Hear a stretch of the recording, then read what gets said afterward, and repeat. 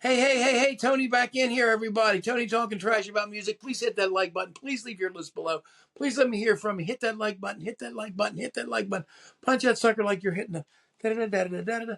Anyway, thanks for coming back in here. We're finishing up on our tubes situation. And I knew, Fee came back. I knew Fee lost the band for a while, man.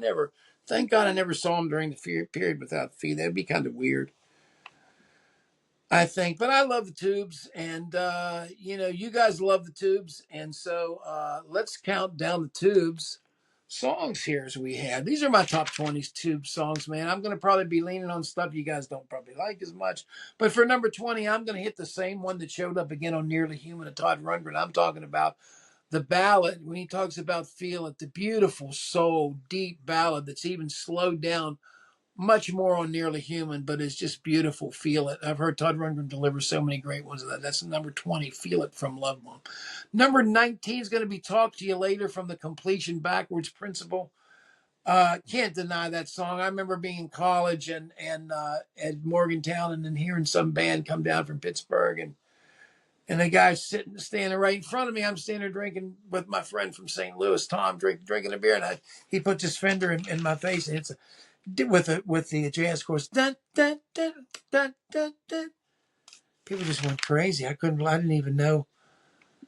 I didn't even know what that is. For number 18, let's go to the classic I'm Just a Mess from the glory days here. I'm Just a Mess, number 18. Number 17, I'm going to go to the Remote Control album, and the wonderful Prime Time. Restyles, come fly with me.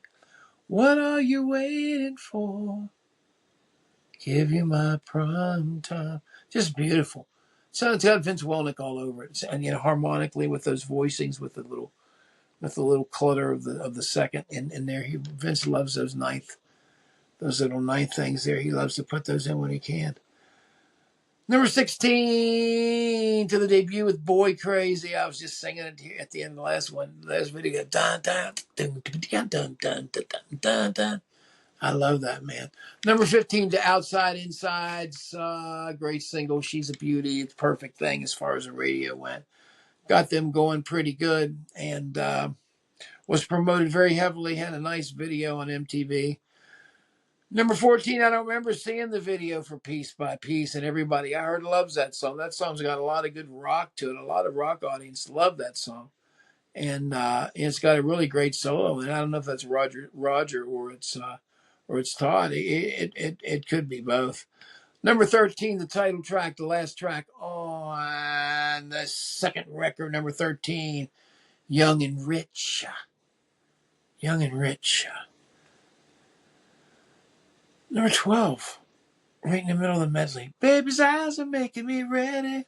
Baby, I'm ready. Number 12, Eyes. That's dedicated to my mother-in-law, too. She used to love that. I said, oh, my little baby, Sherry.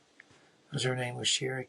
Number 11, Captain Obvious Time. White punks on top. White punks on top. The show I saw at the Bayou that went on for about the last, I remember because somebody taped it. It went on for like the last a long time. It went on for like 16, 17 minutes. A long time. Reprise. It went into some other heavy metal thing. I don't remember what they went off on. They did different versions of that. For number 10, from Now, the great Slip My Disco, which was a major part of the early show. Really good. Number 9, we're going to hit the early time with the Hit Parade, which also was a big part of the show. Going number 8, let's go to the first record number 1 with the ever shocking Mondo Bondage, which nobody wanted to hear about back in the days. Number 7, from the Completion Backwards Principle, the great Amnesia. I think Amnesia is a song that I heard Pete Pardo, I think, say on his review over the Tubes that he thought that Amnesia was a missed single. I would agree 100%. I think it was the one that, for the time and the synthesized nature that those guys had, and they also had a rock thing too, that it was good. Number 6, the Television. Talking about from remote control, the centerpiece of that, the great TV is King, which is one of the great, great things about, I'm the Slime from Southpaw. You got TV is King here. You've got these great songs telling you what to do. At number 5 comes the controversy, man. As much as I want to slag off David Foster, I Don't Want to Wait Anymore was probably the best ballad they ever did. They've got the fantastic uh, vocals of Bill Spooner, which really sound kind of like Fee, but they're enough different that I think it makes a substantial difference, and that's what I like. Number 5 might surprise you, but that's I don't want to wait anymore. And that's from the Completion Backwards Principle, probably the best ballad they ever did. And as soon as that comes out of my mouth, I'm adding another ballad. It's not really a ballad. It's the song for a song. I just think it's a beautiful. You can have me for a song. That's In Love Bomb, man. That's one of my favorites. Just for a minute, stand in my place, understand exactly what you. I just think it's beautiful. Number 3.